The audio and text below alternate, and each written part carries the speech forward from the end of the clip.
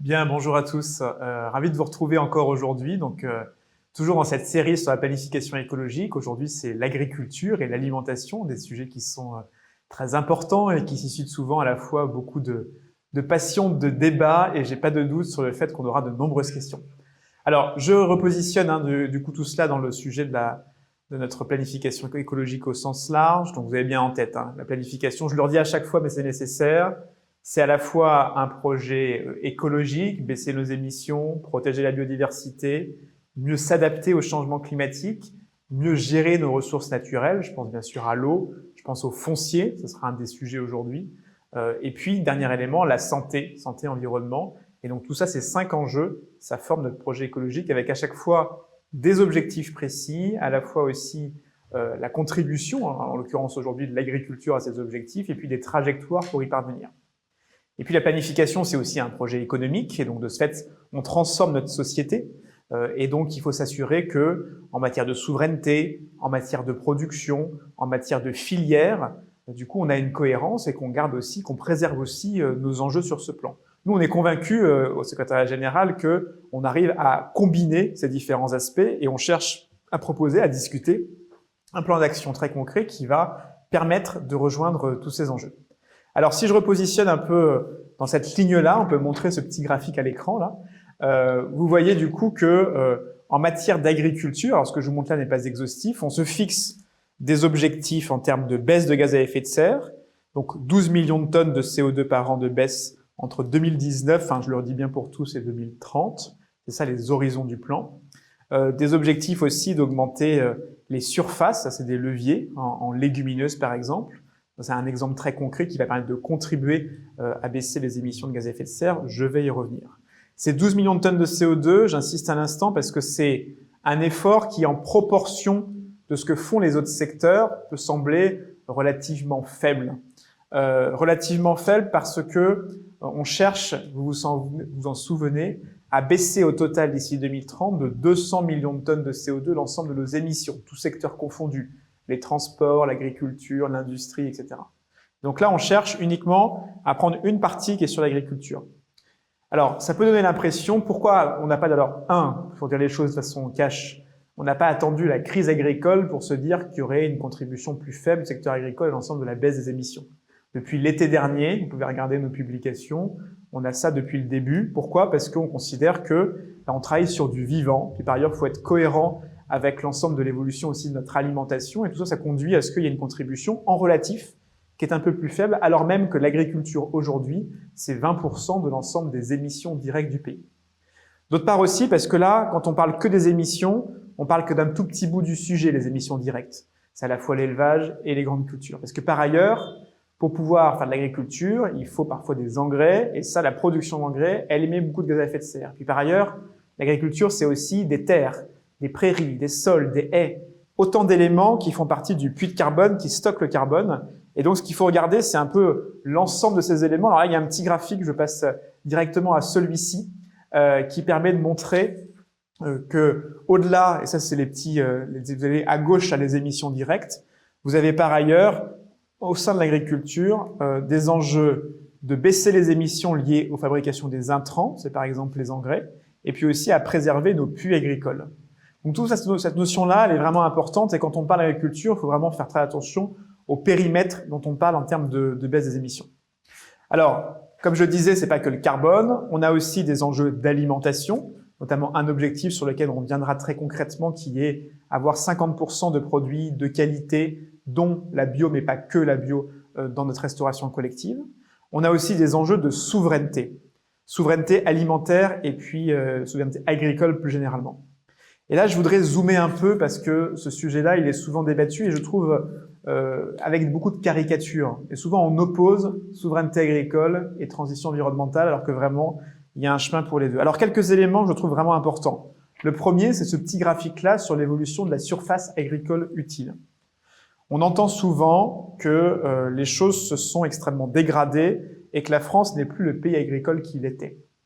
Alors là, ce petit graphique, il vous montre que depuis les années 2000, on a globalement une surface agricole utile, qui est donc l'ensemble des terres exploitées pour faire de la production agricole, qui est globalement stable dans le temps. Donc elle n'a pas, elle a légèrement baissé, il faut regarder les chiffres, je dis pas qu'elle est, mais c'est vraiment très faible par rapport à l'ensemble de la surface. Surface d'ailleurs, la France c'est le premier pays agricole européen, on a la plus grande surface agricole aujourd'hui. Et ça c'est important de dire ça parce que dans le même temps, alors même que la surface a été maintenue, le nombre d'exploitants agricoles, lui, a beaucoup baissé. On a perdu 100 000 exploitants agricoles. Il ne faut pas confondre les deux, c'est-à-dire que ce qui s'est passé concrètement, c'est que la taille moyenne de nos exploitations, elle a augmenté. Donc, alors même que le nombre d'agriculteurs a baissé, on a continué à garder la même surface de production, à la même production agricole d'ensemble. Et donc, de ce fait, ça, c'est vraiment de l'avoir en tête pour la suite de la discussion. Et quand on regarde d'ailleurs historiquement pourquoi est-ce que ça avait beaucoup baissé depuis les années 50, la baisse, donc là, il y a eu une baisse entre 1950 et 2000 que vous voyez sur le graphique. C'est beaucoup lié à la forte baisse de nos prairies. Et derrière ça, c'est aussi une évolution forte de l'élevage. Il y a beaucoup moins d'élevage en France. Il y avait en 2000 qu'en 1950. Et on va y revenir parce que le sujet de l'élevage est un sujet important. Nous, notre objectif en termes de planification écologique, c'est qu'on arrive à maintenir le cheptel, notamment bovin, à l'horizon 2030, mais j'y reviendrai. Donc ça, c'est vraiment des données importantes sur souveraineté. Autre chose que l'on entend souvent, donc il faut avoir aussi en tête que troisième grand enjeu qui est s'adapter au changement climatique de la planification écologique. Et ça, c'est très lié à ce que je viens de vous dire sur la production et la souveraineté. Là, on peut montrer ce petit graphique-là qui montre que, en réalité, les rendements, ce qui les a fait changer au cours des dernières années, les principaux risques qu'on a devant nous demain, c'est les conséquences des sécheresses, les conséquences des inondations. C'est ça les facteurs les plus importants qui vont nous conduire à des baisses de rendement. C'est pas, et on pourra y revenir aussi dans les questions, l'évolution de l'usage des phytosanitaires par exemple. En tout cas, c'est pas ce que les données historiques nous montrent. Les plus gros risques demain, c'est vraiment les conséquences du changement climatique. Et donc, s'adapter, c'est essentiel. S'adapter, ça veut dire, et la bonne nouvelle, c'est que généralement les outils concrets, les leviers qu'on met en place pour s'adapter, c'est les mêmes que ceux qui sont nécessaires pour baisser les émissions. C'est mettre des couverts végétaux, c'est planter des haies, etc. Et donc, on a un truc gagnant-gagnant qui est mettre en œuvre les leviers de transition. À la fois, ça réduit l'impact, ça maintient ça évite les pertes de rendement et ça permet de mieux résister au changement climatique. Et donc, ça permet de garder notre souveraineté agricole et alimentaire. Pour en finir sur la souveraineté, parce que c'est un sujet qui est beaucoup débattu en ce moment, je voudrais vous montrer ce petit graphique-là. Alors un petit peu technique, mais qui vous montre deux choses. Qui vous montre que, la France aujourd'hui, elle exporte beaucoup plus que son propre besoin de consommation. Donc du coup, on a largement en France de quoi satisfaire l'ensemble de nos besoins, en tout cas en termes théoriques. Après, il y a eu des choix qui ont été faits dans les différentes filières. Certaines filières, elles sont très largement exportatrices. D'autres filières, et donc notamment tout à gauche, on a besoin aujourd'hui d'importation par rapport à la consommation. Ce que montre ce petit graphique, c'est que quasiment les trois quarts de la consommation française, on produit intégralement ce que l'on mange sur le territoire national. Et puis après, ça montre qu'il y a des filières pour lesquelles ça n'est pas le cas aujourd'hui. Et c'est des filières dont on entend souvent beaucoup parler, en matière de légumes par exemple et de fruits, en matière aussi de viande de volaille par exemple. Autant on produit beaucoup de bœuf qu'on mange en France, autant on importe beaucoup de volaille aujourd'hui. Donc ça pose des enjeux de souveraineté aussi, et donc de ce fait on y travaille, il y a des plans de souveraineté sur lesquels on pourra revenir, en matière de fruits et légumes par exemple. Dernier élément sur la souveraineté, c'est qu'en fait notre plus grosse dépendance aujourd'hui c'est celle-ci. Vous voyez ce petit graphique ici, c'est la dépendance à tous les engrais qu'on importe. 80% aujourd'hui les engrais que l'on consomme, que l'on utilise pour la production agricole française, est importé. Et il faut savoir que ça consomme à la fois beaucoup d'énergie, ça nous rend dépendants aussi, par exemple, de pays pétroliers, parce que pour faire de l'engrais, il faut beaucoup de gaz, beaucoup de produits d'énergie fossile. Donc ça, c'est les éléments de souveraineté et de transition.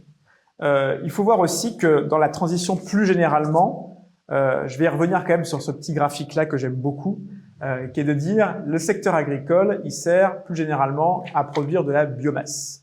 La biomasse, ça sert à plein de choses. Avant tout, usage principal, prioritaire, c'est à se nourrir. Bon, et donc du coup, là, vous voyez dans le petit graphique là que j'explique en 2 secondes, vous voyez à gauche toute la biomasse que l'on produit. Donc en bleu, vous avez la production agricole, en rose, la forêt et les imports ensuite. Et à droite, ce qu'on utilise, à quoi on l'utilise. Vous voyez qu'alimentation humaine, c'est en vert là, c'est tout petit au prorata de tout ce qu'on produit, mais c'est très important et donc de ce fait, il ne faut surtout pas le baisser.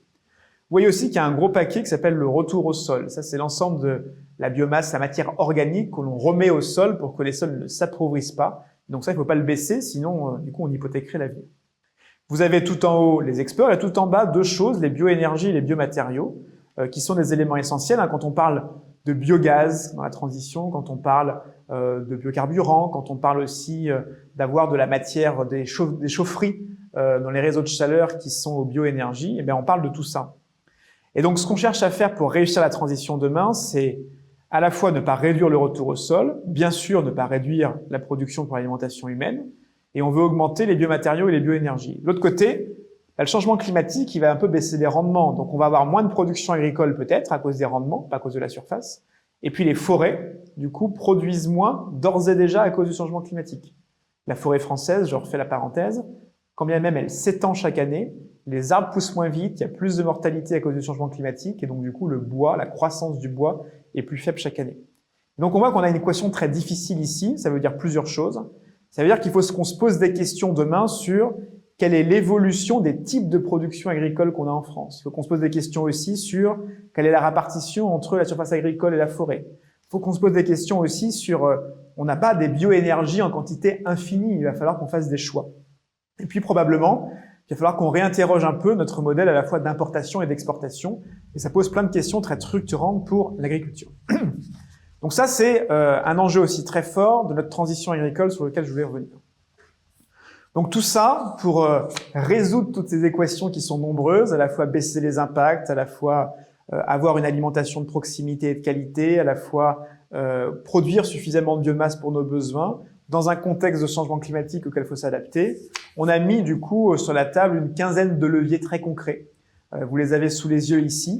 Donc ça va du développement des haies au couvert intermédiaire, en passant par les légumineuses pour fixer l'azote, en ayant aussi des sujets d'évolution et de baisse de l'usage des phytosanitaires sur lesquels je suis sûr qu'on va revenir dans les différentes questions, de développement de la méthanisation, des évolutions de pratiques, etc.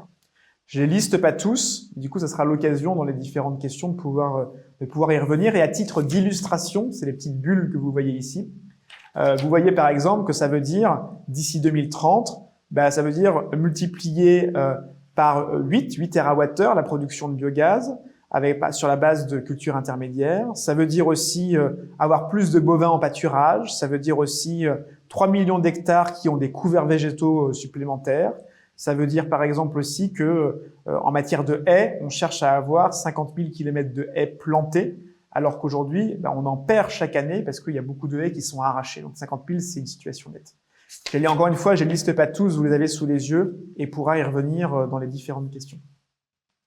Voilà, donc je vous ai parlé un peu de l'équilibre général de tout cela. Je pense que le mieux, je vais y revenir après dans les discussions. On aura des questions sur les phytosanitaires, j'en suis sûr, des questions sur les engrais, des questions sur l'évolution de l'agriculture biologique, des questions aussi sur la question de la gestion de l'eau, qui est absolument structurante dans tout cela. Et donc, je vous propose d'engager maintenant la réponse à toutes vos questions concrètes sur la base de tout cela. Alors, il y a une question importante de Pierre qui est quelle est la place de l'élevage dans la planification? Comment réduit-on la consommation de viande et en même temps, on conserve les prairies permanentes qui représentent plus de 30% de la surface agricole utile française?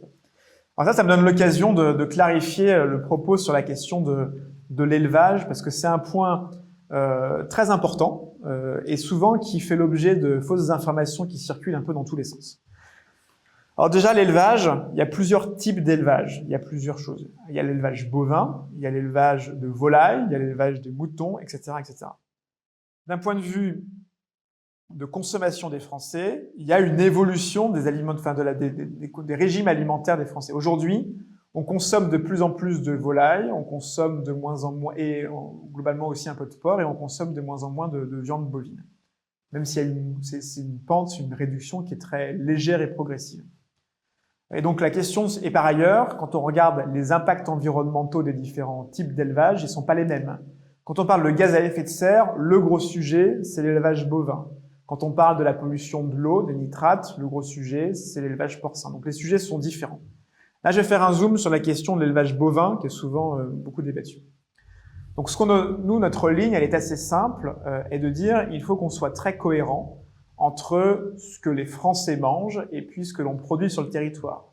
Ça serait un échec si jamais la consommation, on se mettait à importer massivement de la viande bovine depuis d'autres pays. Parce que du coup, on se retrouverait à importer des émissions de l'extérieur et puis on mettrait à mal nos éleveurs français alors même que du coup, il y a un besoin, une consommation sur le territoire. Deuxième point, c'est pas nous l'État, en tout cas, qui du coup décrétons ce que chaque Français mange dans son assiette et je pense que c'est une bonne chose comme ça. Donc du coup, ce qui est important, c'est que on s'appuie aussi sur ce qui est les évolutions alimentaires et c'est des mécanismes et une dynamique sociétale qui est bien plus large simplement que ce qu'on peut décréter dans un plan. Une fois que j'ai dit ça, les chiffres aujourd'hui, ils nous montrent quoi? Ils nous montrent que pour des questions économiques avant tout, du coup de difficultés économiques des éleveurs, notamment en élevage bovin, et puis aussi de départ à la retraite, qui du coup s'accélère dans ce secteur, il y a eu une très forte réduction du cheptel bovin au cours des dernières années. Une réduction d'ailleurs un peu trop forte par rapport à la consommation française, qui fait que pour la première fois, on s'est mis du coup à ne pas totalement, à produire un peu moins que ce qu'on consomme en termes de viande bovine. Et donc nous, du coup, on a pour l'instant une position qui est très claire et simple en réalité, qui est, s'agissant du cheptel bovin, on cherche à stabiliser le cheptel bovin entre 2024 et 2030. Et ça veut dire, du coup, là où on avait une tendance observée de baisse assez significative au cours des dernières années, qu'il faut qu'on la ralentisse. Et donc ça rend les choses très cohérentes avec la question de Pierre sur les prairies. Puisque du coup, en fait, si je résume, c'est stabilité de l'élevage et stabilité des prairies. Et ça, c'est indispensable, du coup, que on arrête de retourner les prairies parce qu'il y a de l'élevage qui est dessus et qu'on a besoin de les garder. Je vous montre un petit graphique. Je suis en train de chercher mes papiers. Sur cette question des puits de carbone qui sont liés du coup à, je l'ai mis sous l'écran, excusez-moi, à l'agriculture. C'est ce petit graphique-là. Ce graphique-là, il montre qu'aujourd'hui, on a quasiment 5 millions de tonnes de CO2 par an qui sont émis parce que on retourne notamment des sols agricoles et en particulier des prairies. Alors, donc, on a par ailleurs un effort très important qu'on déploie pour faire du carbon farming, pour pouvoir valoriser le stockage de carbone dans les sols agricoles. Aujourd'hui, tous ces dispositifs-là, ils nous permettent de pérenniser à peu près un peu moins d'1 million de tonnes. Et or, chaque année, là, on en perd 5 millions, donc du coup, pour l'instant, on le compte n'y est pas, et il faut absolument qu'on arrive à stabiliser nos prairies. Ça ne veut pas dire qu'on fait des trucs qui n'ont pas de sens, c'est donc là où il y a plus d'élevage qu'on maintient des prairies, et encore une fois, il y a une cohérence entre maintien d'élevage, maintien des prairies que l'on porte. Et par ailleurs, si je termine sur la question de l'élevage bovin, ce qu'on met dans le plan aussi, c'est il faut un peu plus d'élevage qui se fait à l'herbe. Et donc, ça veut dire aussi qu'on augmente le besoin en prairie à cheptel de lait. J'étais un peu long sur la question de l'élevage, mais c'était à mon sens un point important. Alors, il y a une question ensuite sur, je vois de Gaël qui dit, je vois écrit SNANC. Quand cette stratégie structurante sera-t-elle publiée? Elle devait l'être en juillet 23. La cohérence des politiques publiques est indispensable. Alors, pour les non-initiés, derrière le SNANC, du coup, c'est la stratégie nationale d'alimentation, nutrition, climat.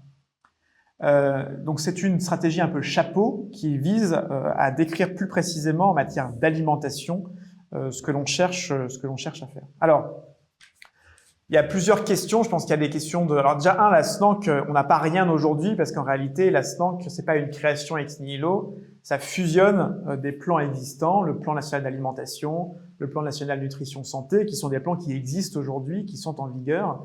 Et notamment, c'est les plans qui fixent quelles sont les recommandations nutritionnelles en termes d'alimentation. C'est des plans aussi qui se disent comment est-ce qu'on veut faire évoluer tout cela.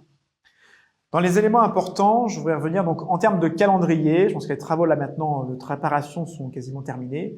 Et donc, à l'issue de l'été, on sera capable de mettre en consultation le nouveau projet de SNANC qui permettra d'avancer. Sachant que dans tout ce qu'on vous a montré, dans tout ce qu'on a publié à la fois au ministère de l'Agriculture et puis au SGPE, il y a énormément d'éléments déjà sur l'alimentation qui permettent d'éclairer ce débat-là. Donc du coup, on n'a pas mis la charrue avant les bœufs, on traite pas l'alimentation. Après tout le reste, c'est-à-dire que des éléments très structurants, on les a mis sur la table en matière d'alimentation, ils sont là. Par exemple, le sujet de la restauration collective, par exemple, le sujet aussi de l'évolution des recommandations nutritionnelles. À ce titre, il y a un point important que je voudrais partager avec vous. On a notamment beaucoup travaillé sur est-ce que répondre aux enjeux climatiques... Alors peut-être avant ça, pardon. Je vais vous montrer ce petit graphique-là qui fait le lien entre l'empreinte carbone qui est liée à notre alimentation. Vous vous souvenez, l'empreinte carbone, hein, c'est les émissions totales. J'additionne les émissions directes et les émissions importées. Je le ramène sur chaque Français. Donc l'empreinte carbone, enfin l'alimentation, ça pèse 22% de l'empreinte carbone. Ça, c'est une étude de 2017, donc elle est un peu ancienne et les choses ont pu évoluer. Et donc ça, c'est important pour montrer que c'est un des facteurs structurants, au même niveau que l'habitat, vous l'avez sur le petit graphique de gauche, et légèrement moins que la question des transports. Donc du coup, c'est important de travailler sur l'alimentation pour baisser la question de l'empreinte carbone. Vous voyez sur le petit groupe de droite qu'il faut se garder des caricatures sur ce qui est de l'alimentation. Le sujet, il ne faut pas le résumer à un sujet de végétarien, je mange pas de viande ou je mange de la viande. Dans tous les cas, il nous faut un régime omnivore et tout est affaire de quantité et de proportion. C'est ça qui est important. Et donc, de ce fait, un régime omnivore avec 75 grammes de viande permet de baisser très fortement l'empreinte carbone et est compatible avec le fait de consommer une viande de qualité produite sur nos élevages français. Et donc, de fait, il n'y a pas de contradiction dans l'État avec cette évolution-là. Mais encore une fois, c'est pas nous l'État qui, du coup, décrétons ce que chaque Français mange. Donc, c'est un sujet d'information, c'est un sujet d'affichage environnemental, par exemple, des produits, sujet sur lequel on avance. C'est un sujet aussi de formation, d'éducation, etc. Et d'accompagnement.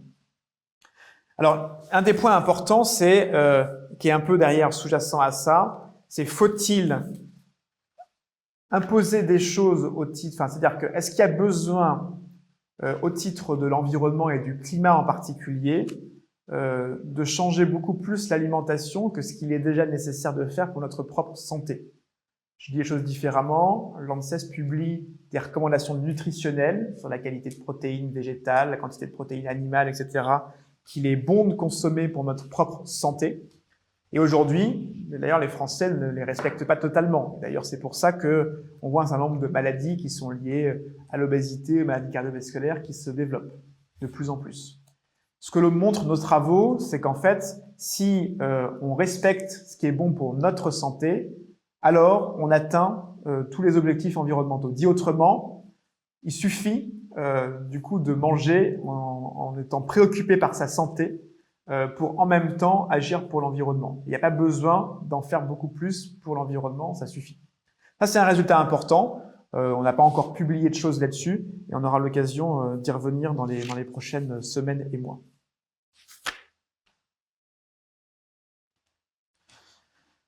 Alors après, il y a une question de Mathieu qui dit que dans les 15 leviers, il y a la Typica. Où en est-elle? Merci. Alors là, on est sur une question avec un mot un peu probablement inconnu par un certain nombre d'entre vous qui est Typica.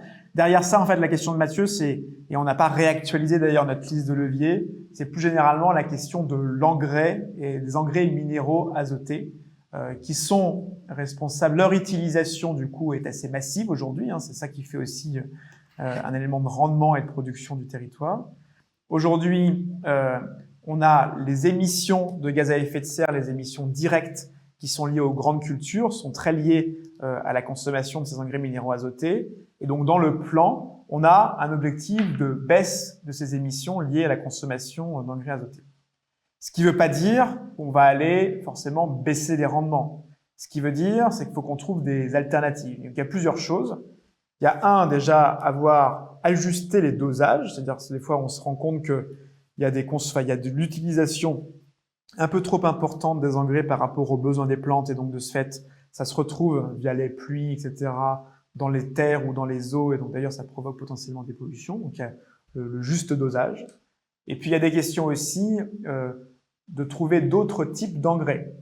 C'est pour ça que je parlais tout à l'heure de la question des légumineuses. Du coup, notamment, ils peuvent être fixateurs d'azote dans le sol. Donc, c'est d'autres plantes qui captent l'azote des sols et sur lesquelles, quand on plante nos cultures, elles peuvent ensuite, du coup, bénéficier de cet azote-là sans qu'on ait à en rajouter. Et donc, le développement des légumineuses, ça va contribuer à réduire notre consommation d'engrais azotés.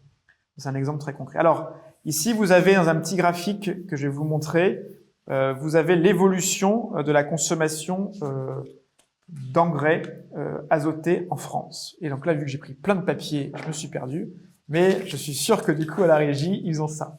Et donc, vous voyez que notre consommation d'engrais, elle a baissé, ce qui est quand même une très bonne chose au cours des dernières années. Ce petit graphique-là, mais vous l'avez déjà anticipé.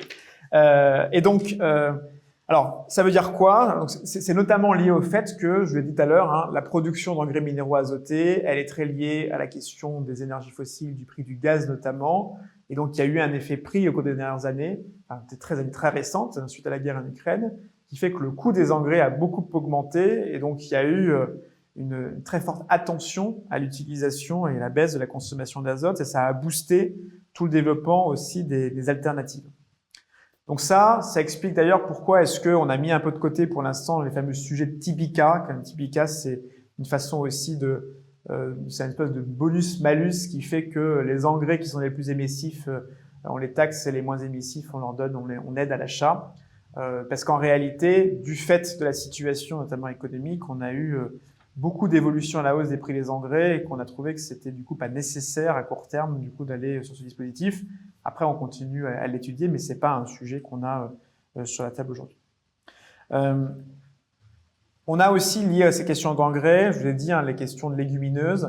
Notamment, on a un grand sujet. Donc, on a eu, quand on regarde l'historique, alors j'ai pas mis le graphique ici, mais vous avez disponible sur notre publication sur le point d'avancement du coup en matière d'agriculture, ce qui me donne d'ailleurs l'occasion de vous conseiller sa lecture. On vient de publier un document assez long qui reprend sur plein de sujets un peu où on en est concrètement en matière de mise en œuvre de tous les leviers. Et donc les légumineuses, protéines végétales, elles ont bien augmenté au cours des dernières années, mais là on est un peu sur un plateau parce qu'on a des questions notamment de débouchés qui sont encore pas suffisamment développés, et puis on a aussi un enjeu de recherche, sélection variétale, parce qu'on voit que les rendements ont plutôt baissé, et notamment on se dit que en termes de recherche de sélection variétale, il y a des choses à faire sur ces légumineuses en particulier, notamment pour mieux les adapter aussi au changement climatique. Alors, il y a une question, j'en profite pour répondre à la question de Félix sur la décarbonation des engrais, quelle place pour l'utilisation d'effluents humains. Alors, on a regardé les choses en les quantifiant et à ce stade, on n'est pas parti sur une utilisation massive. Et par ailleurs, il y a des sujets de logistique, c'est-à-dire pudiquement les choses qui sont pas simples à étudier, et puis de collecte séparative, donc du coup dans les toilettes concrètement. Donc là, on n'est pas parti, en tout cas à l'horizon 2030, pour une utilisation massive d'effluents humains. Par contre, ça donne l'occasion de dire que les engrais, c'est aussi les effluents des animaux. Et donc ça, on continue à le développer fortement. Et il y a un enjeu d'ailleurs de bonne répartition ou de meilleure répartition géographique de l'élevage, de façon à ce que dans les zones de culture et derrière aussi de modèles agricoles, la polyculture élevage, de façon à ce qu'on ait une meilleure répartition géographique entre les zones de production d'effluents animaux et puis les besoins en engrais. Alors ensuite, on a la question de Clément qui dit: est-ce que la planification écologique prévoit d'accélérer le développement du marché carbone, label bas carbone, quota d'émissions, prime filière, je ne sais pas ce que ça veut dire, bas GES. Alors, ça derrière, j'ai un petit peu évoqué tout à l'heure quand je parlais des puits de carbone. Donc, on a besoin... les sols agricoles, aujourd'hui, captent, stockent des gaz à effet de serre et font partie des puits de carbone. Et donc, il y a des mécanismes qui sont développés de façon à pouvoir valoriser économiquement cette fonction de capture du carbone par les sols agricoles. Parce que, un, ça contribue à résoudre notre problème de changement climatique. Et puis, deux, parce que la mise en place des techniques agricoles qui permettent de stocker de façon plus importante, elles peuvent avoir un coût et donc c'est important d'avoir une rémunération en face pour que ça puisse se développer. Ce qui est vrai d'ailleurs pour les sols agricoles est vrai aussi pour la forêt. Donc ce type de dispositif existe aussi sur le puits de carbone qu'est la forêt. Alors oui, clairement la France aujourd'hui, elle soutient le développement de mécanismes type label bas carbone qui vont permettre de labelliser toutes les bonnes pratiques sur une terre donnée, une surface donnée, une exploitation donnée qui stocke du carbone et donc de mettre en face des crédits qui vont permettre ensuite de récupérer des financements. On n'est pas pour l'instant suffisamment mature à notre sens pour basculer sur un système de type ETS ou autre. On pense qu'on a encore beaucoup de travail à faire pour que ça puisse se fiabiliser, se développer, et c'est pour l'instant beaucoup trop marginal. Et c'est là ça aussi où vous disiez tout à l'heure que, en termes de volume totaux, on a encore très peu, quand même quand on a l'ensemble de tous les projets qui existent, trop peu d'ailleurs, de projets qui sont éligibles au label bas carbone par rapport à l'enjeu de stockage et notamment d'arriver à enrayer cette baisse du puits de carbone de 5 millions de tonnes de CO2 par an qui nous préoccupe beaucoup. Alors ensuite, on a une question de Bruno qui dit quels sont les objectifs sur la qualité des sols, notamment sur le volet valorisation des analyses de sol.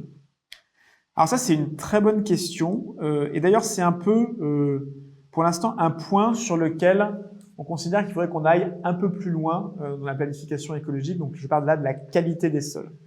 Aujourd'hui, le travail sur le sol, il est multiple déjà. Hein. On regarde notamment les sujets d'artificialisation, zones artificialisées, non artificialisées. Et d'ailleurs, on se rend compte que c'est un enjeu quand toutes nos politiques de lutte contre l'artificialisation, le fameux ZAN, qui suscite aussi beaucoup de discussions, beaucoup de débats, mais qu'on est en train de mettre en œuvre et qui commence à porter ses fruits. On a apporté les assouplissements tout juste nécessaires pour pouvoir le faire de façon pragmatique, sans mettre en cause à la fois la trajectoire et l'objectif, et ça marche plutôt. Ce ZAN, il est indispensable aussi pour protéger nos surfaces agricoles. Quand on regarde dans l'histoire du pays, toute l'artificialisation, elle s'est parfois faite, c'est assez souvent faite, au détriment des zones agricoles. Et donc, du coup, lutter contre l'artificialisation, c'est bon pour l'agriculture et bon pour la souveraineté agricole aussi au passage.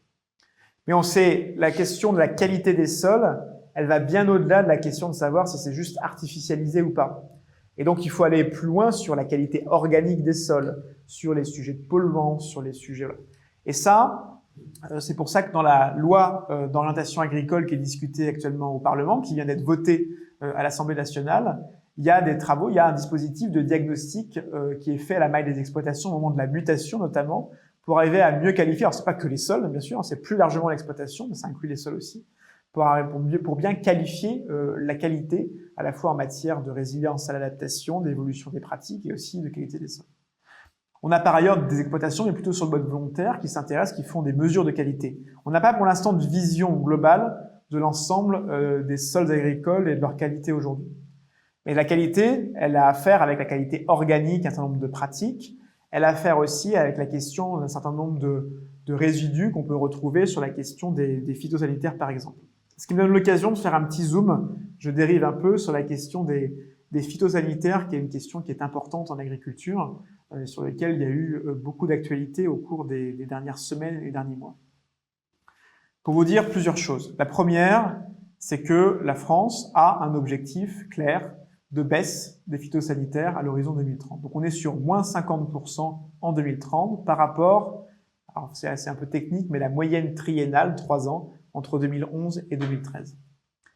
Ça, on le mesure, parce que moins 50%, c'est moins 50% de quoi? On le mesure sur un indicateur, qui est l'indicateur qui a changé récemment, ça a été l'objet de beaucoup de débats, qui était un indicateur qu'on appelait le NODU jusqu'ici, maintenant on a basculé, mais qui était un indicateur uniquement français, et qu'on a basculé sur un indicateur européen, dont le nom doux, le petit mot, est HRI 1. La grande différence entre les deux, c'est que le HRI, il pondère plus les substances qui ont un impact défavorable sur la santé humaine que les autres substances, et donc ça ne mesure pas tout à fait la même chose. Alors, si on regarde les évolutions, et vous avez la petite courbe là, de la consommation de phytosanitaires, mesurée avec ce HRI1, vous voyez c'est une base 100 hein, sur l'échelle. Entre 2011, qui est le point de départ, nous avons déjà baissé quasiment de 35%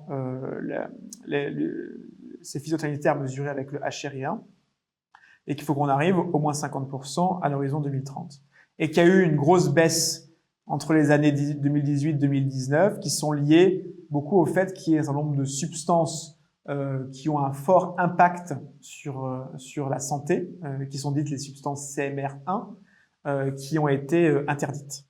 Je dis au passage qu'en termes de volumétrie totale, plus de 90% des substances CMR1 ont été interdites au cours des dernières années, et donc il y a eu une forte baisse du coup de leur consommation. Alors j'en profite pour montrer aussi, et ça c'est un autre graphique sur les phytosanitaires que vous pouvez mettre à l'écran, que ça c'est l'indicateur HRI, mais quand on regarde les substances consommées et vendues, et donc du coup aussi consommées, on a, et donc qui est quelque part représentative de ce qu'était l'ancien indicateur, là aussi, on a eu des baisses assez importantes. Donc ça, on oublie souvent assez de le dire. Donc, vous voyez ici, sur le petit graphique de gauche, ce qu'ont été les ventes au cours entre 2009, donc Grenelle de l'environnement, et puis 2017-2018, où on était sur une hausse quasi continue, avec des pics, en 2014 notamment, mais de la quantité de substances actives vendues totale. Donc là, il n'y a pas de pondération par rapport à la dangerosité, comme ce que dit l'Européen. Donc on voit que depuis 2018, on a eu quand même une baisse substantielle. Donc on a baissé d'un cran, quasiment 20%, l'ensemble de la consommation de phytosanitaires. Et donc ça, c'est aussi une réalité. Donc c'est une autre façon de le mesurer. D'ailleurs, quand on regarde à l'horizon 2030, que ce soit HRI ou QSA, ça a à peu près le même taux d'effort à la fin. Et vous voyez à droite en bleu ce qui est la baisse de la quantité de substances actives sur les substances les plus dangereuses. Et donc là, on voit qu'elles ont été quasiment divisées par 2. Voilà sur la question des phytosanitaires. Je dis ça parce que je le relie à la qualité des sols, parce que pour le coup, ça y contribue de façon significative. Alors après, il me semble que j'ai déjà répondu en fait à la question de Raphaël sur les bovins au pré sans augmenter les émissions territoriales. Alors non, j'ai pas tout à fait répondu. Alors je reviens un instant sur les élevages bovins. Donc la question de Raphaël, c'est comment augmenter le nombre de bovins au pré sans augmenter nos émissions territoriales en réduisant l'importation de viande brésilienne et ses émissions importées avec des taxes. Alors, ce que j'indiquais sur les bovins, c'est globalement stabilité du cheptel d'ici entre 24 et 2030. Donc par rapport à notre objectif global du plan, le plan, vous vous souvenez, il est exprimé entre 2019 et 2030. Or, entre 2019 et 2023, il y a eu une baisse importante du coût du cheptel. Et donc de ce fait, il y a une partie de la baisse des émissions du plan qui sont liées à quelque chose qui s'est déjà passé, qui est déjà derrière nous quelque part et qui est dans le sens terminé, qui est une baisse du nombre de bovins. Donc là, ça, quelque part, c'est déjà là. D'ailleurs, on trouve qu'on regrette un peu parce qu'on pense que c'est trop, mais c'est déjà là. Il y a par ailleurs d'autres éléments d'évolution parce que par l'alimentation animale et par aussi les modes de conduite de troupeaux, on peut aussi baisser les émissions à cheptel donné, à nombre de vaches inchangées. On peut baisser les émissions de gaz à effet de serre et c'est là aussi un troisième levier, si je compte à la fois la conduite et puis l'alimentation, qui permet de baisser les émissions. Et donc c'est comme ça qu'on s'en sort, entre guillemets, qu'on fait le plan à l'horizon 2030. Et par ailleurs, on cherche aussi à réduire les importations de bovins dans d'autres géographies. Et ça vient notamment, ça c'est un travail qui est en cours et objectivement il n'est pas encore mûr, il n'est pas encore fini, mais c'est un travail auquel moi je crois beaucoup, qui est arrivé à donner aux consommateurs une indication de l'affichage environnemental de ce qu'ils mangent. Il faut que ça soit, du coup, que ça valorise bien les productions qui sont faites sur le territoire national de qualité. Moi, je suis convaincu, à titre personnel, qu'on peut y arriver, qu'on peut le faire. Et donc, c'est ce sur quoi on continue à avancer. Alors, il y a une question de Raphaël E. Cette fois-ci, on entend beaucoup parler du rôle des COP et la mise en place des contrats pour la réussite de transition écologique. Où en sont les territoires? Est-ce qu'il y a un document de référence pour suivre les actions menées sur nos territoires? Alors, c'est une très bonne question. Donc, très clairement, là, je vous ai présenté des choses au niveau national. Or, la vraie vie, c'est quand même le local, ce qui se passe dans les bassins de production sur les territoires. Et donc, depuis novembre dernier, on a enclenché des COP régionales, régions au sens géographique, c'est pas uniquement avec les conseils régionaux, c'est avec tous les acteurs du territoire à la manière de la région. Et les COP ont été lancés dans 100% des territoires à l'exclusion de la Guyane et de Mayotte, mais c'est en cours et donc du coup, bientôt, ça sera le cas aussi. Dans tous ces territoires, il y a une première phase de diagnostic qui vient de se terminer. Diagnostic, c'est pas l'état de l'environnement dans la région, c'est où en sont les plans d'action concrets et à quel point les actions déjà engagées, parce qu'on ne part pas de rien, elles permettent déjà de contribuer à l'atteinte de nos objectifs. Et là, on a eu une très forte mobilisation. Toutes les régions, quasiment tous les départements, 70% des EPCI ont participé directement à ce diagnostic-là. Maintenant, on est en phase de groupe de travail, de discussion pour élaborer des plans d'action pour accélérer encore. Il y a une première échéance à la fin du mois de juillet de première remontée d'esquisse de ces plans d'action et puis ils vont commencer à être plus étoffés et étayés à l'horizon de septembre, fin septembre, de façon à ce qu'on puisse du coup bien avoir cette vision aussi beaucoup plus précise territoriale.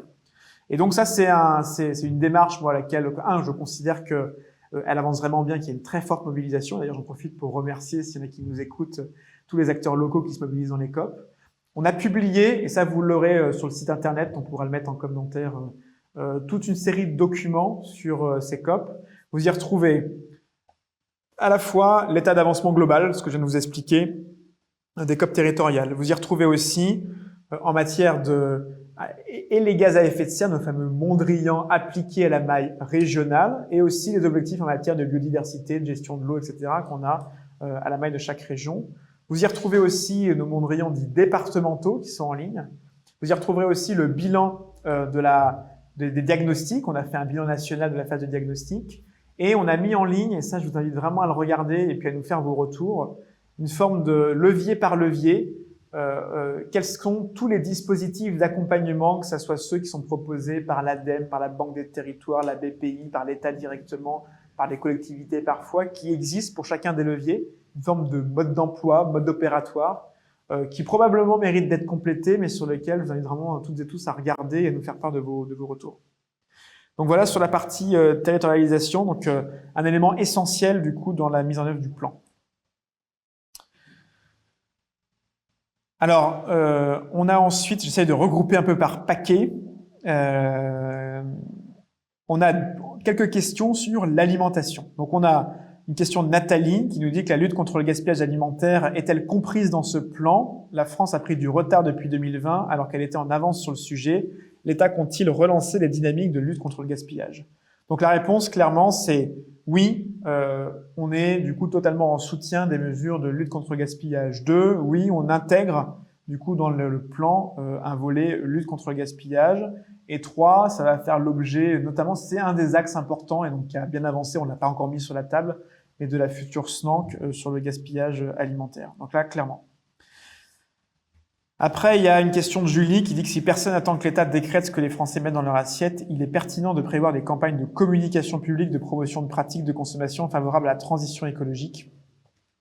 Donc là, pareil, dans la SNANC, il y a des éléments sur la consommation, sur l'alimentation, donc on aura l'occasion de revenir là-dessus. Et par ailleurs, je redis ce que j'ai dit tout à l'heure, c'est-à-dire que ce qu'on montre dans nos travaux, c'est que faire la promotion de ce qui est bon pour notre santé, ça emporte du coup la communication, enfin ça obtient les mêmes résultats aussi que ce qui est bon pour notre environnement. Donc, nous, on va centrer la communication de l'État, ce qui est déjà fait d'ailleurs, sur vraiment ce qui est bon pour la santé de chacun. Alors, après, il y a des questions sur l'agriculture biologique. Sur la bio, donc une question de Mathieu. Sur la bio, les objectifs paraissent ambitieux au regard des moyens et de la dynamique. Y a-t-il des plans de relance en vue, de nouveaux leviers? Donc là, Mathieu a un point important. Alors, je dis plusieurs choses. La bio, enfin, surtout pas résumer la planification écologique et les actions de transition uniquement à l'agriculture biologique.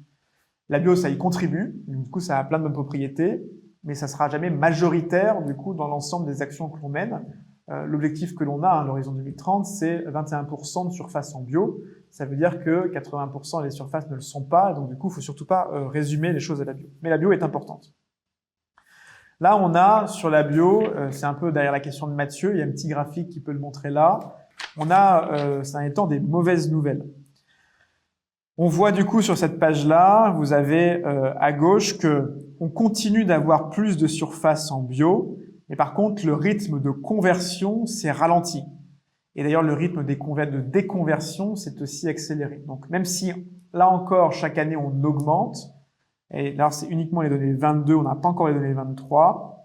Alors, on voit que là, on a un sujet important. Et donc ça renvoie vers une des questions de Mathieu qui est comment est-ce qu'on soutient cela? Donc, on soutient cela parce que il faut que les consommateurs aussi continuent à consommer de la bio, et je vais y revenir juste après. Et puis, par ailleurs, il y a des mécanismes de soutien à l'agriculture biologique. Et donc là, il y a une enveloppe exceptionnelle, par exemple, qui a été mise en place. Donc, plus de 90 millions d'euros rien que dans les annonces récentes de la première partie de l'année pour soutenir les agriculteurs en agriculture biologique. Donc, mon gros sujet d'inquiétude, moi, c'est le deuxième. Là, c'est qu'on voit que la consommation de bio en France, eh bien, elle est en train de ralentir. C'est la première fois que ça nous arrive. On avait une augmentation régulière, vous voyez, au milieu, entre 2015 et puis 2020, une augmentation, une croissance annuelle qui était très forte. Et là, en 21-22, on a vraiment un tassement et une baisse. Alors, il faut dire les choses, c'est très lié aussi à la situation d'inflation, au fait que On a du coup ça à mettre en regard du fait que en moyenne, nous Français, nous dépensons moins d'argent chaque mois pour notre alimentation et ça se voit beaucoup dans la consommation de la bio. Donc la vraie question, c'est que maintenant que l'inflation est en train de commence tout juste à ralentir, c'est quelles seront les évolutions dans les prochains mois. Et ça, c'est un point très important pour qu'on puisse dimensionner les bons dispositifs et pour la suite du coup des mesures de politique publique. Et je souligne aussi, c'est le troisième graphique qui le montre, un point important qui est que on importe énormément de produits bio aujourd'hui. Donc en réalité, ça n'est pas qu'un sujet de consommation et c'est notamment beaucoup de produits bio qui ont été transformés. Ça dit quoi ça? Ça dit que on a en France une industrie de la transformation, donc l'industrie agroalimentaire de la bio, qui est pour le coup insuffisamment développée, insuffisamment compétitive. Et donc de ce fait, on a aussi tout un gisement qui ne permet pas de bénéficier à l'ensemble de notre agriculture biologique française. Et ça, c'est aussi quelque chose sur lequel il faut absolument que l'on agisse.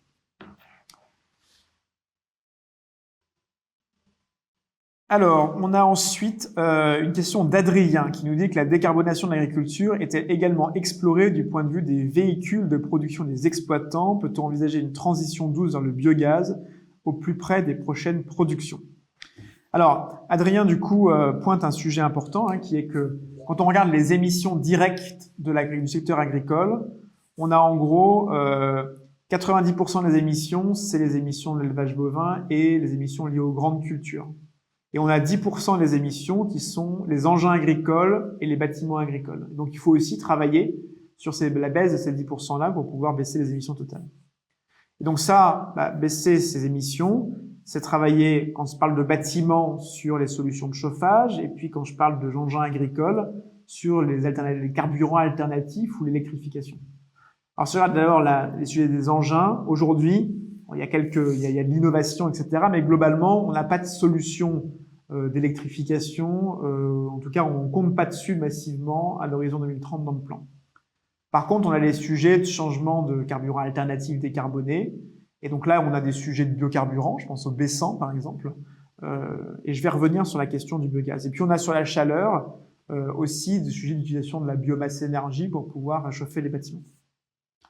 Je reviens sur la question du biogaz. Et ça renvoie sur ce que je vous ai montré aussi tout à l'heure sur mon fameux graphique affreux que je remets ici, qui est mon bouclage en biomasse.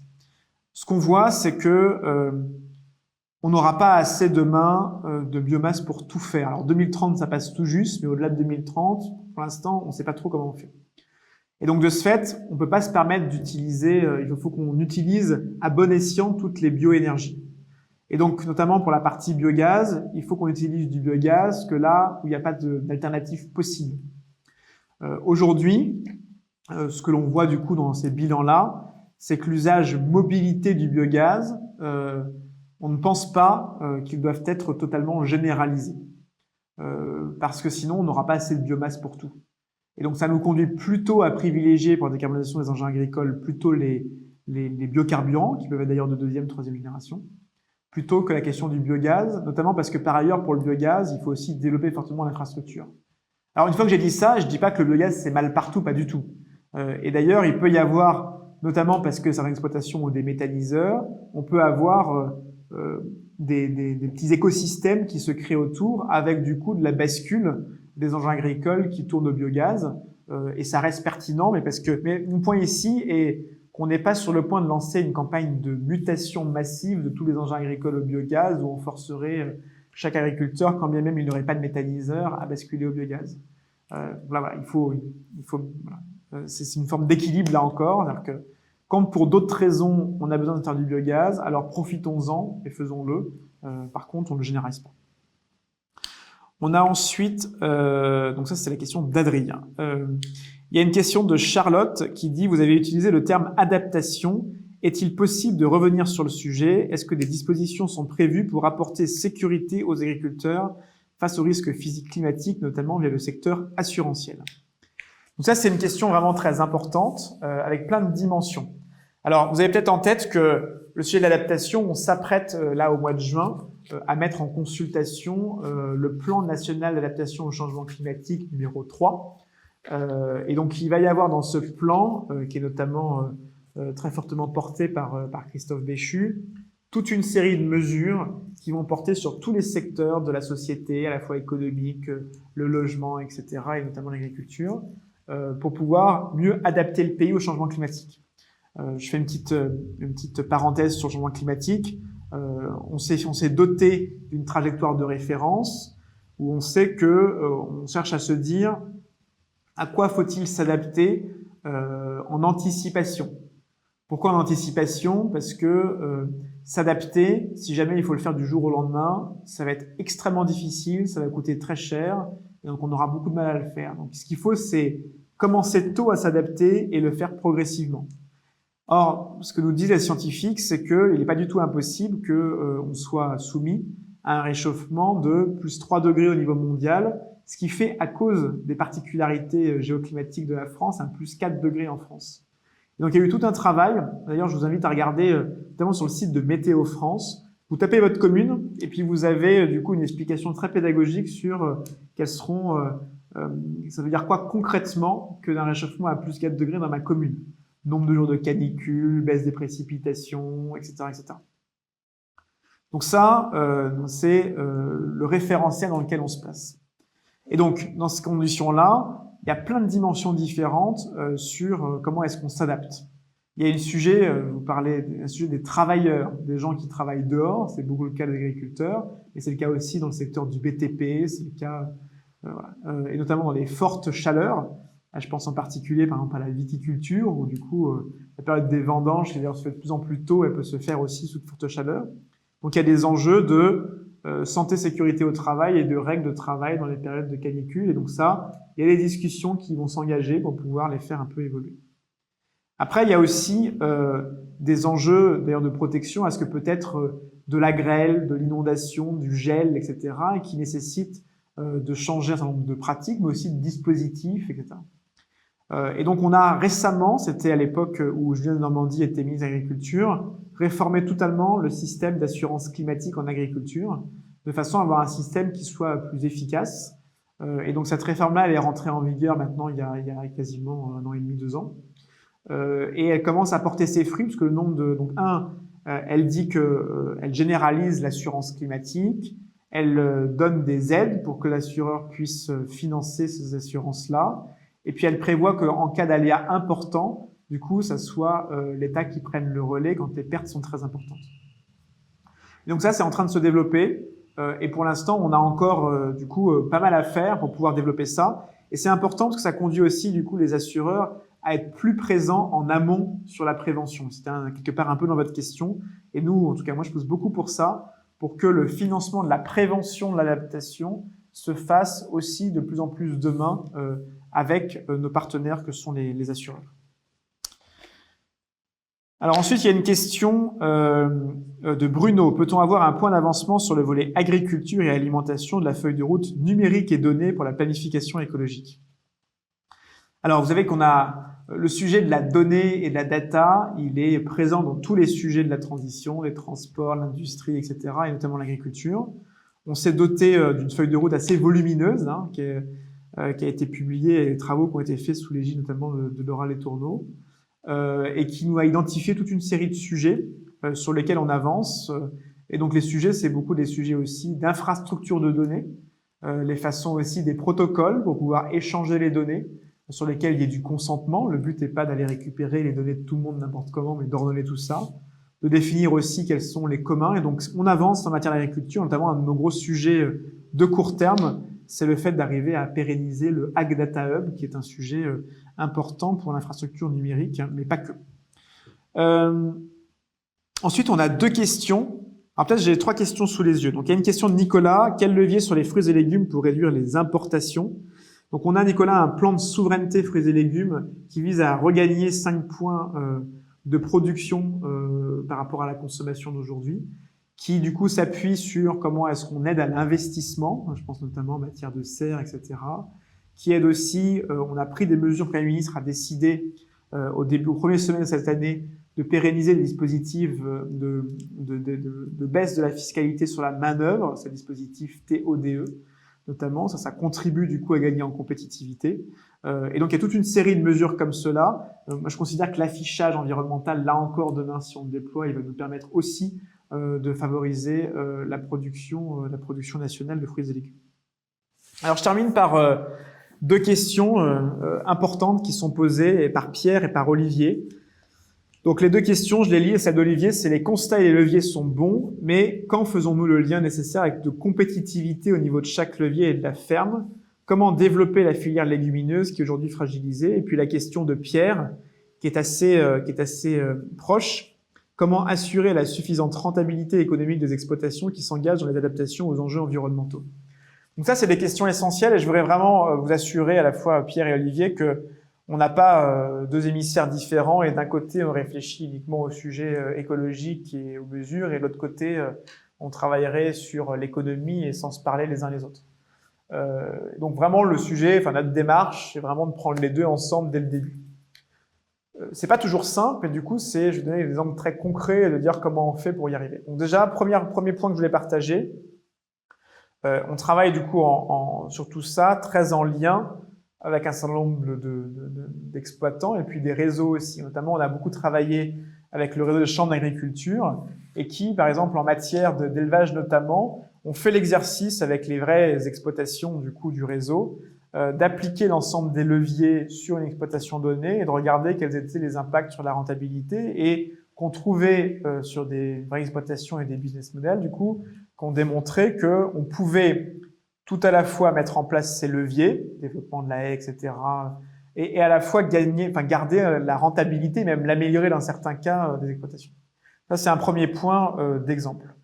Deuxièmement, je pense qu'il y a en agriculture un sujet de revenus qui dépasse très largement uniquement la question des sujets environnementaux. Il ne faut pas qu'on se trompe de sujet. C'est-à-dire que pour moi, l'enjeu des négociations commerciales, l'enjeu des accords commerciaux et des clauses de réciprocité, des clauses miroirs, il est absolument essentiel et il doit du coup être amélioré en permanence, je dirais, en complément des questions environnementales. Je pense qu'il ne faut pas qu'on confonde les deux et qu'on se dise c'est l'environnement qui est la cause de tous nos problèmes, notamment économiques, parce qu'aujourd'hui, je pense que c'est pas le cas. Et donc, c'est pour ça que pas mal de choses ont été faites en matière de négo commercial, mais on n'est pas encore au bout. Et le gouvernement s'est engagé à ce qu'on ait un Egalim 4 qui permette encore d'aller plus loin. Et par ailleurs, on sait sur le commerce international engagé aussi à de la réciprocité, du contrôle, etc., beaucoup plus systématique. Troisième élément, quand on regarde les sujets de compétitivité, on a aussi derrière des sujets de rendement qui se posent. Et ça, j'en reviens à mon point de tout à l'heure. Nous, ce que l'on voit dans les chiffres agrégés par filière, et donc du coup qui ne regardent pas forcément, alors il y a c'est que les plus gros risques demain sur les rendements et donc derrière aussi sur la compétitivité, c'est le changement climatique. Et donc les mesures d'adaptation qui peuvent du coup coûter un peu aujourd'hui, sont aussi celles sur lesquelles qui vont nous assurer du rendement demain et donc aussi de l'équilibre économique de l'ensemble de l'exploitation. Quand je dis ça, j'ai conscience que il faut avoir non seulement un raisonnement en moyenne, mais il faut regarder aussi des cas particuliers et que donc du coup, il peut y avoir des sujets beaucoup plus fins et des cas particuliers qu'il faut absolument qu'on traite et ça, ce que je viens de vous dire là, donne pas réponse à tout forcément. Mais voilà du coup un élément. Un dernier élément, parce que j'ai eu la question, j'ai été questionné par les députés dans la commission d'enquête sur la souveraineté agricole, notamment sur la question du lien entre baisse des phytosanitaires et puis rendement. Et donc là, je voudrais insister sur le fait que dans ce que l'on voit des données, généralement, ça n'est pas les interdictions de substances qui ont fait des pertes de production et de productivité importantes, ça a beaucoup été d'autres facteurs, à la fois de situation économique fragile, un certain nombre de filières, ou alors des questions d'aléas naturels, de sécheresse, etc., qui se sont combinées, qui ont été l'explication à l'ordre 1, je ne dis pas qu'il ne peut pas y avoir des effets dans certains cas, de cela.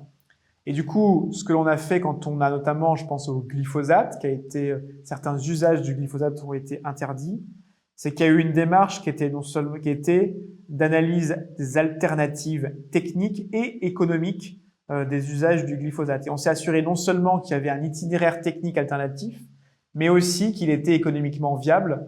Ça, c'est l'INRAE qui a fait ces études-là, avant de dire on modifie l'autorisation de mise sur les marchés, les AMM, pour un usage particulier du glyphosate. Voilà quelques éléments de réponse. J'ai conscience que le sujet est très vaste avec beaucoup de dimensions, mais ça apporte un élément, je pense, important à cette question centrale qui est celle de la compétitivité. Il me semble qu'on a fait épuiser au moins le temps, pas forcément toutes les questions. On aura. Merci pour votre écoute. C'est un sujet très large avec beaucoup de dimensions, donc j'ai conscience qu'il peut y avoir un certain nombre de frustrations, et donc on aura l'occasion d'y revenir et de faire aussi encore d'autres échanges sur ce sujet. Je vous redis donc, on a en ligne à la fois le plan, le tableau de bord qui est en ligne aussi avec des indicateurs précis. Vous pouvez les consulter pour voir ce qui bouge et ce qui s'améliore. On vient de publier du coup un point sur l'avancement en matière agricole, alimentaire, d'alimentation du coup du plan. On a aussi, je vous l'ai dit, publié des choses sur les COP régionales, la territorialisation. On a publié enfin des choses sur, au global, l'avancement de la baisse des émissions. Et j'en profite et je termine cette bonne nouvelle, qui est que les derniers chiffres du CITEPA montrent qu'on a baissé de 5,8% de nos émissions de gaz à effet de serre en 2023 par rapport à 2022. C'est assez historique. Et ça montre que l'effort collectif, il commence à payer. Il y a du coup une partie du compte de conjoncturel qui est liée de cette baisse-là, mais il y a une partie importante, et moi on considère aux EPE qu'elle est majoritaire, de baisse structurelle. Et ça, c'est une bonne chose. Et donc, il faut non seulement qu'on continue à être tous mobilisés pour continuer les efforts et sur l'ensemble des secteurs, mais aussi qu'on sache aussi se féliciter quand il y a des choses qui marchent, des bonnes nouvelles, et donc qui nous donnent courage pour se dire ce qu'on fait, ça paye, et donc du coup, il faut encore qu'on accélère et qu'on aille plus loin. Merci à tous, et puis à très bientôt pour une nouvelle séance.